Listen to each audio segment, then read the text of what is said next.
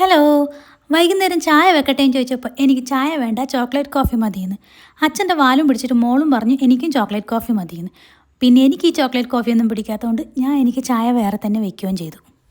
അപ്പോൾ ഇന്ന് ഞാൻ ചോക്ലേറ്റ് കോഫീൻ്റെ റെസിപ്പിയാണ് നിങ്ങളുമായിട്ട് ഷെയർ ചെയ്യുന്നത്. 2 ഗ്ലാസ് പാല് എടുത്തു വെച്ചിട്ടുണ്ട് ചൂടാക്കാൻ വേണ്ടിയിട്ട്. വെള്ളം തീരെ ഒഴിച്ചിട്ടില്ല കേട്ടോ. പിന്നെ വേണ്ടത് കോഫീൻ്റെ ഒരു സാഷയും അത് കൂടാണ്ട് ഡാർക്ക് ചോക്ലേറ്റിൻ്റെ ഒരു പീസും ആട്ടോ എടുത്തിരിക്കുന്നത്.